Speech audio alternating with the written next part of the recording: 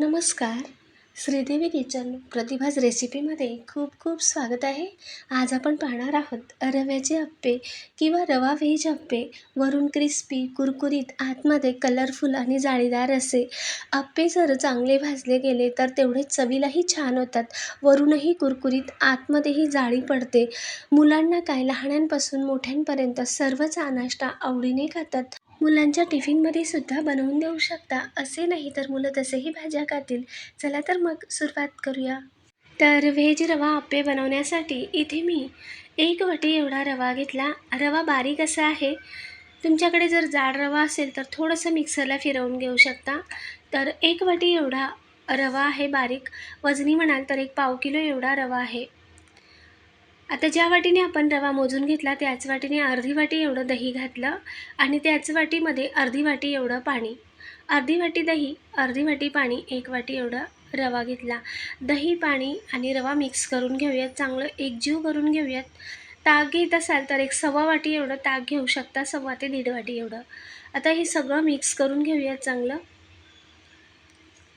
चांगलं एकजीव झाल्यानंतर आता ह्यावर झाकण ठेवून आपण 10 ते 15 मिनटं किंवा 15 ते 20 मिनटं हा रवा भिजू देऊयात. वेळ असेल तर तुम्ही अजून अर्धा तास, जास्तीत जास्त अर्धा तास, कमीत कमी 10 ते 15 मिनटं. आता रवा भिजतोय तोपर्यंत इथे मी भाज्या चिरून घेतल्या. भाज्यांमध्ये एक मध्यम ते मोठा आकाराचा बारीक चिरलेला कांदा, अर्धी ते 1 शिमला मिरची, म्हणजे लहान असेल तर 1 मिरची घेऊ शकता, मोठी असेल तर अर्धी शिमला मिरची, 1 किसून घेतलेलं गाजर, कढीपत्त्याची पानं आणि भोपळा. भोपळाही मी असा लांबसडक इथे किसून घेतला आहे. भोपळ्याची वरची साल काढून मग किसायचा. त्यानंतर इथे एक मोठी हिरवी मिरची बारीक कापून घेतलेला, एक लहान आकाराचा टोमॅटो बारीक चिरलेला, मुठभर चिरलेली कोथिंबीर. अजून तुमच्या आवडीनुसारही तुम्ही भाज्या घालू शकता.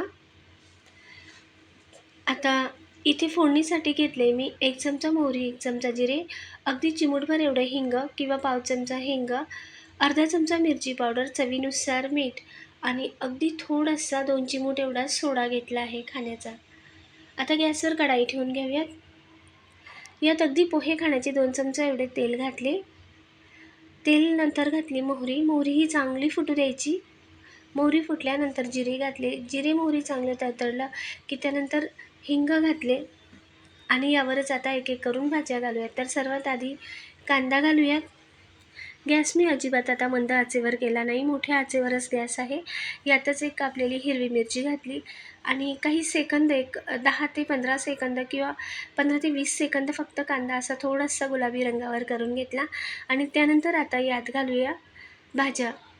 तर इथे टोमॅटो, शिमला मिरची, गाजर, भोपळा भाज्या घातल्यानंतर गॅस मोठ्या आचेवर करूनच हे 1 ते 2 मिनटं परतवून घेऊया. जास्त शिजवायचे नाही किंवा मंद आचेवर करून अगदी मऊ करायचे नाही. तर फक्त 2 ते 3 मिनटंच मोठ्या आचेवर या भाज्या तेलात थोड्याशा परतवून घ्यायच्या, म्हणजे त्या क्रंची अशाच राहिल्या पाहिजे, कारण आप्यात त्या अजूनच मग गाळ होतील. म्हणून मोठ्या आचेवर फक्त तेलात परतवून घेतलं. अर्धा चमचा एवढी मिरची पूड घातली. वरून कोथिंबीरही आत्ताच घातली. मिरची पूड तुमच्या आवडीनुसार कमी अधिक करू शकता किंवा नाही घातली तरीही चालेल. कट केलेली मिरचीपेक्षा जर थोडीशी मिरची पावडर घातली तर मग मुलंही खातात. जर कापलेली मिरची दाताखाली आली तर मुलांनाही मग खाण्याचा कंटाळा येतो. हिरवी मिरची तुम्ही ठेचून घेऊ शकता. त्यानंतर आता रव्याकडे पाहूयात. तर एक 15-16 मिनटं झाली होती. एकदा मिक्स करून घेतलं आणि रवा भिजल्यावर सगळं पाणी शोषून घेतो म्हणून थोडा घट्टसर झाला होता. तर यात मी अगदी थोडंसं पुन्हा पाणी घातलं आणि जो आपण खाण्याचा सोडा घेतला होता तो घातला. तर 2 चिमूट एवढा सोडा घातला आणि आता हे सगळं मिक्स करून घेऊयात.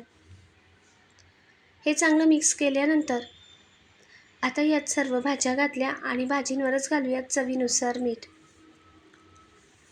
सगळं हे आता चांगलं एकजीव करून घेऊयात. एकसारखं भाज्या आणि रव्या सगळं एक मिक्स करून घेतला आणि चांगलं मिक्स झाल्यानंतर आता एक एक करून आपण आप्याचे खाचे भरूयात. तर आप्याचे खाचे आधी असं तेल लावून घेऊयात.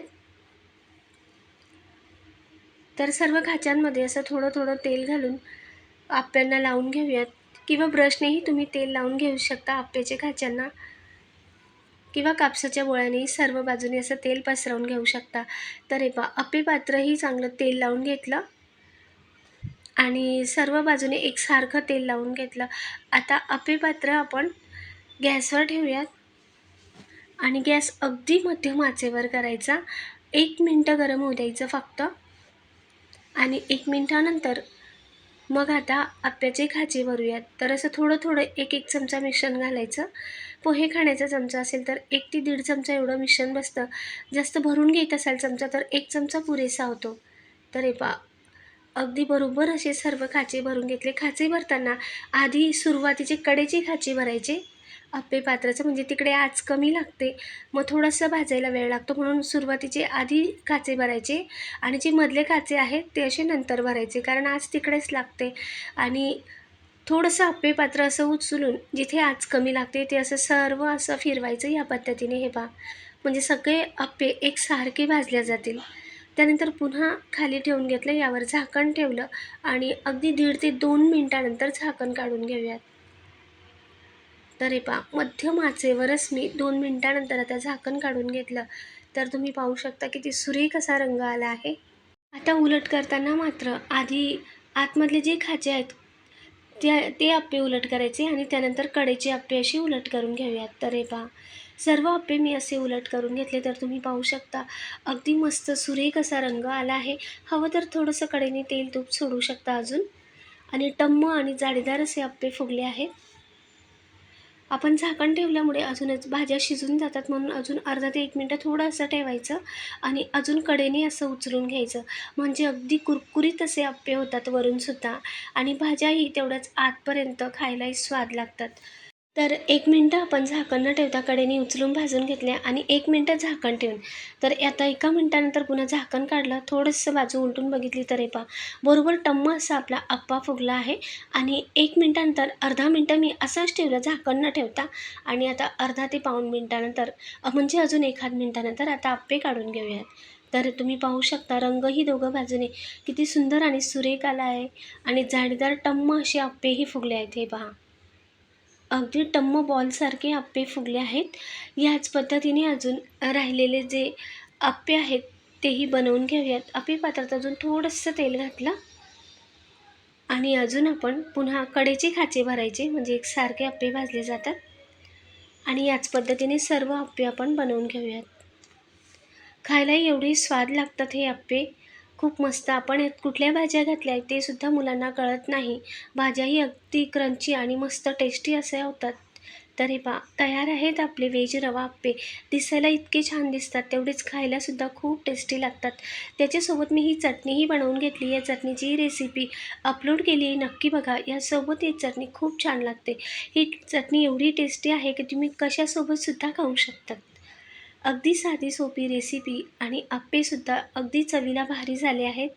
मुलं काय लहानांपासून मोठ्यांपर्यंत सर्वांनाच हे अप्पे आवडतील. तर एक अप्पा तुम्हाला तोडूनही दाखवते. तर हे पाहू शकता, कडेनेसुद्धा अगदी बॉलसारखे टम्म फुगले आहेत. दिसायलाही अगदी कलरफुल दिसतात आणि तेवढेच खायलासुद्धा स्वाद आहेत. तर हे पहा, आतपर्यंत अशी याला जाळी आली आहे. हे पहा, अगदी हलके फुलके खुसखुशीत आणि जाळीदार असे अप्पे तयार झाले. वरून रंगावरूनच दिसत असेल की किती कुरकुरीत, वरून क्रिस्पी कुरकुरीत आणि आतमध्ये सुद्धा अगदी चविष्ट असे. तर हे पहा, दुसराही अप्पा दाखवते. एकसारखे सर्व अप्पे आपले भाजले गेले आहेत. दोघंही बाजूने अप्प्यांचा रंग पाहू शकतात. कुठेही करपटलेला नाही किंवा अगदीच कच्चे राहिल्यासारखे नाही किंवा अगदीच चिकट नाही आहेत. तर या पद्धतीने अप्पे भाजून घेतले. थोडंसं उचलून भाजायचं, एखाद मिनटं झाकण न ठेवता भाजायचं. अजिबात अप्पे चिकट कच्चे वाटत नाही. लाईक, शेअर, सबस्क्राईब करा. कमेंटद्वारेही सांगा. पुढच्या भागात भेटूया. धन्यवाद.